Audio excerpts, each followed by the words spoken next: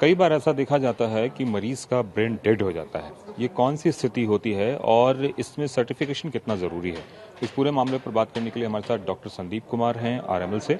Sir, एक बात बताएं कि आमतौर पर बहुत एक क्यूरियस क्वेश्चन है लोगों का कि कैसे माना जाए कि इसकी ब्रेन डेड हो गई है? देखिए, ये बहुत ज़रूरी है उससे पहले कि ये सोचा जाए कि उस मरीज़ के ऑर्गन किसी के लिए लिए जाएं, या सर्टिफिकेशन इज़ इम्पॉर्टेंट कि ये सर्टिफाई करना कि कोई मरीज़ ब्रेन डेड है। उसकी एक स्पेसिफिक गाइडलाइंस हैं, कुछ टेस्ट है जो फॉलो करने होते हैं, टीम ऑफ डॉक्टर्स है जो अपॉइंट होती हैं, जिसमें न्यूरोलॉजिस्ट, न्यूरोसर्जन या कोई भी अपॉइंटेड डॉक्टर्स जो head of the institute appoint करते हैं, वो इन टेस्ट को करते हैं। और ये बहुत ज़रूरी है, उन टेस्ट को फिर दोबारा से कुछ अंतराल बाद रिपीट किया जाता है, दोबारा से किया जाता है, ताकि कोई भी चूक की संभावना ना रहे।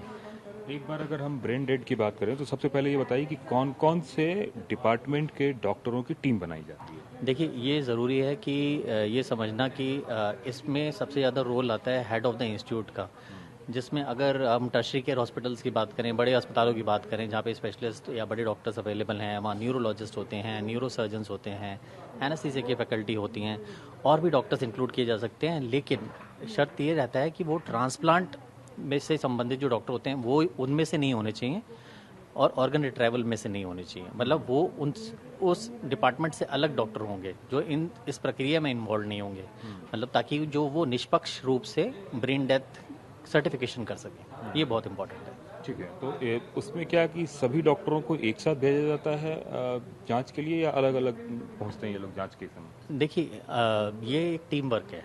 ये एक टीम वर्क है, वो डॉक्यूमेंटेशन साइन होते हैं, तो उससे पहले ये सुनिश्चित किया जाता है कि ये जो मरीज़ है वो किसी भी दवाइयों की या किसी ऐसी स्थिति में, जैसे कुछ कुछ समस्याएं हैं, जैसे कुछ कुछ कंडीशंस हैं जिसके अंदर ब्रेन डेथ के लिए डिक्लेरेशन आप नहीं दे सकते। पहले तो ये आपका दवाइयों से, या कोई बेहोशी की दवाई चल रही है, या कोई मसल रिलैक्सेंट चल रहा है पेशेंट को, या बहुत ज़्यादा मरीज ठंडा है, या कुछ तरीके की इलेक्ट्रोलाइट इम्बैलेंस है, या कुछ समस्याएं होती हैं, उससे फ्री होना चाहिए मरीज़। उसके बाद ही वो सर्टिफिकेशन होता है, और जो एक प्रोटोकॉल है उसके तहत कुछ टेस्ट किए जाते हैं जो हम अभी आज डिस्कस करेंगे, और उसके बाद वो सर्टिफाई किया जाता है। तो इस पूरे प्रोसेस में कितना वक्त लगता है? देखिए, ये जो टेस्ट है, पहले तो ये सुनिश्चित किया जाता है कि ये जो मरीज़ है वो डोनेशन के लिए कंसिडर किया जा सकता है या नहीं किया जा सकता है। उसके बाद जब वो टेस्ट किए जाते हैं एक बार सारे के सारे, उसके जैसे मान लो कोई दवाई चल रही है तो उसको 12 से 24 घंटे तक बंद किया जाता है, बेहोशी की दवाइयाँ वगैरह, ताकि मरीज़ का बेहतर रूप से असेसमेंट किया जा सके ब्रेन डेथ के लिए।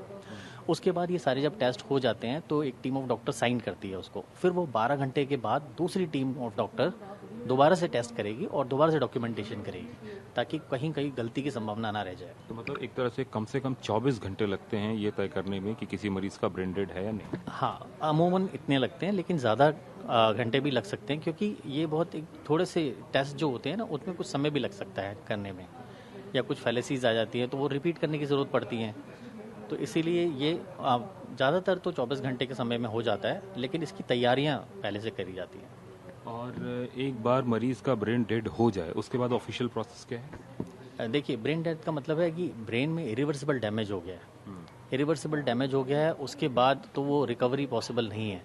अब ये डॉक्यूमेंटेशन होने के बाद जब ब्रेन डेथ होता है, जब उसके बाद फिर परिवार से बात की जाती है, और फिर जो बाकी फॉर्मेलिटीज़ हैं, काउंसलर्स का इन्वॉल्वमेंट है, वो सब करने के बाद तब वो आगे प्रोसीड किया जाता है। अच्छा, और ये मतलब तय है कि उसके बाद फिर डोनेशन और तमाम तरह की चीज़ों का नंबर आता है अगर एक बार ब्रेन डेड हो जाए? जी, ये पूरा सा अधिकार जो है वो मरीज़ के परिवारजनों को है। उनको ये सब चीज़ समझाई जाती है, उसके लिए डेडिकेटेड काउंसलर्स आर अवेलेबल, क्योंकि जो काउंसलर्स जिस तरह से बात को समझा सकता है, क्योंकि ये उनका रोज़ाना का काम है, वो किस तरह से समझाया जाए, क्या उनकी जो छोटी छोटी क्वेश्चंस होते हैं जो उनके दिमाग में चल रहे होते हैं, जैसे कि हमारे कुछ धार्मिक वो क्वेश्चन भी होते हैं, कुछ इस तरह की क्वेरीज होती हैं जिनका जो जवाब होता है देना बहुत ज़रूरी है, जो उनको मदद करता है कि ये डिसीज़न, ये एक बड़ा डिसीज़न है परिवार के लिए कि वो डिसीज़न कैसे लिया जाए। तो उसको समझाने के लिए काउंसलर्स होते हैं, तो वो समझाते हैं अपना पार्ट, और उसके बाद डॉक्टर्स भी अपना पार्ट समझाते हैं। उसके बाद सहमति की उम्मीद की जा सकती है कि अगर सहमति मिलती है परिवारजनों से तो फिर यस कर सकते हैं। और कैमरामैन मुनीश के साथ कुमार कुंदन, TV9 भारतवर्ष, दिल्ली।